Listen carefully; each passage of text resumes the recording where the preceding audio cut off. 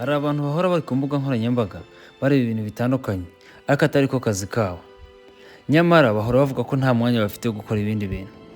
Hari n'abandi bakora igihe kinini, bafata igihe kinini cyabo bakora, ariko nyamara amafaranga bakoreye bakayangiza iminsi mike.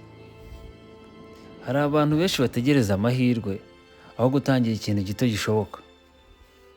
Hari abantu bahora bashinja ubuzima, igihugu cyabo cyangwa se abandi bantu ibibazo byabo.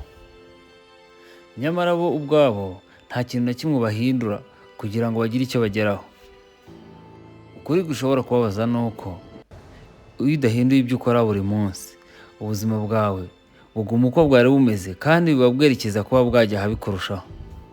Ugomba kumenya yuko umwaka utaha uzaza usanga ufite ibibazo nk'ibyo ufite uyu munsi cyangwa byariyongereye kurutaho. Twongeye kubasuhuza hano kuri News. Turabasaba gukora subscribe, like, comment, ugasharinga n'abandi kugira ngo barebe kino kiganiro, kugira ngo bunguke ubumenyi bushobora guhindura ubuzima bwabo ndetse na sosiyete muri rusange, bakagira icyo bimarira, bakakimarira umuryango wabo ndetse n'igihugu muri rusange. Ikiganiro cy'uyu munsi tugiye kurebera hamwe ibintu ushobora gukora ugahindura ubuzima bwawe. Turarebera hamwe n'ibintu ukora nabi bishobora gutuma ubuzima bwawe buguma aho buri cyangwa bugasubira inyuma.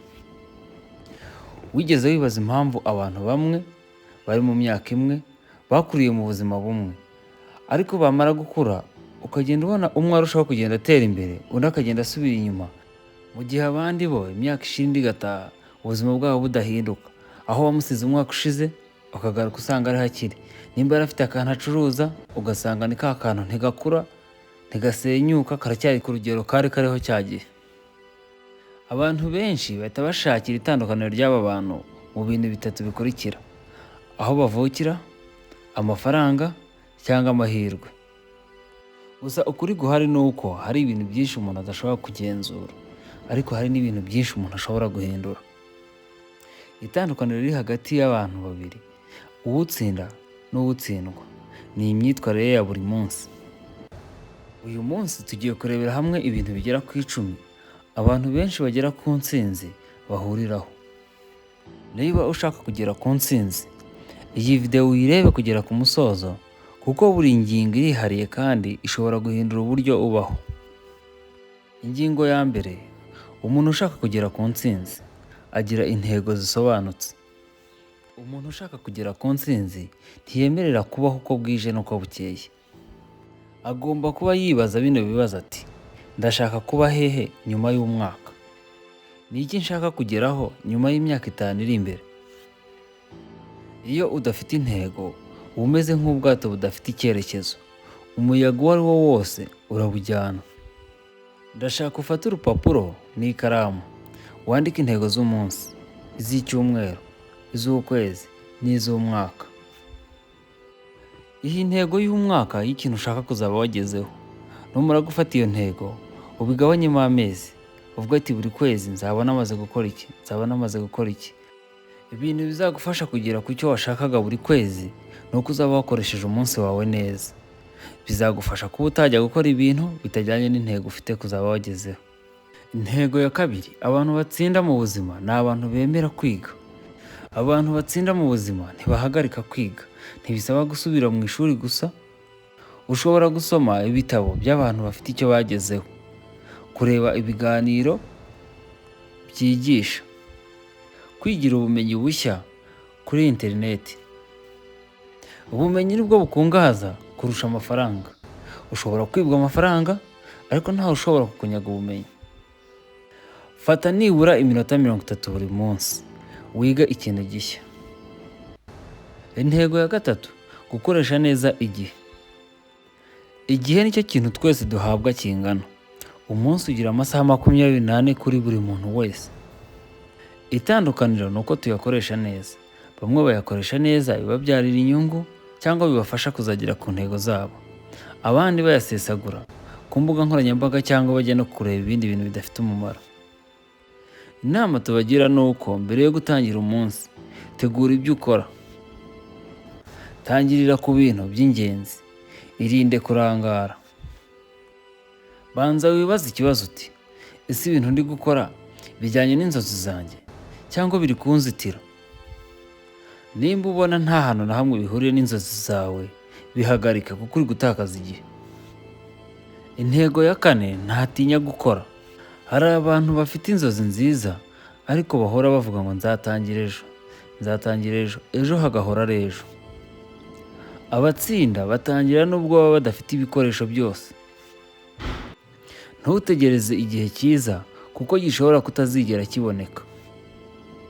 Intambwe nto uyiteye uyu munsi iruta gahunda nziza utazashyira mu bikorwa. Ingingo ya gatanu, yita ku buzima bwe. Nta ntsinzi irambye ishoboka udafite ubuzima bwiza. Jya ugerageza kurya indyo yuzuye, unywa amazi ahagije, uryame amasaha ahagije, ugerageze gukora imyitozo ngororamubiri. Ubwonko bukora neza iyo umubiri umeze neza. Ubuzima n'ishoramari rihambaye. Icya gatandatu, umuntu ushaka kuba umutsinzi acunga amafaranga neza.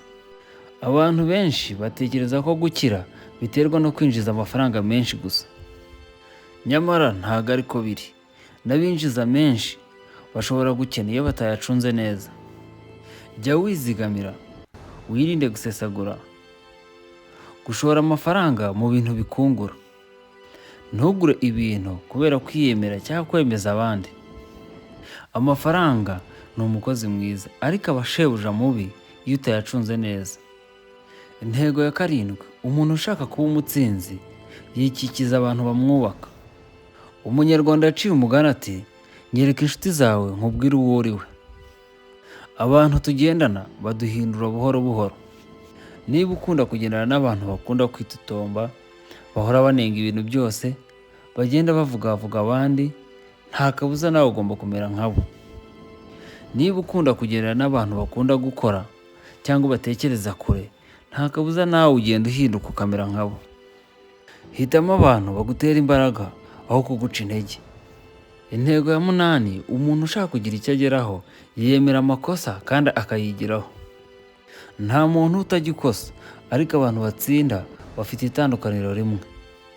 Ntibamara igihe kinini bicuza. Bafata umwanya bakicara bakibaza bati, ni irihe somo nakuye muri iri kosa? Nta ntsinzi n'imwe ibaho idaciye mu gutsindwa. Intego ya cyenda, umuntu wese ushaka kuba umutsinzi agira ikinyabupfura n'ubunyangamugayo. Izina ryiza ni ingenzi. Jya uba umuntu uvugisha ukuri. Jya uharanira gusohoza ibyo wemeye.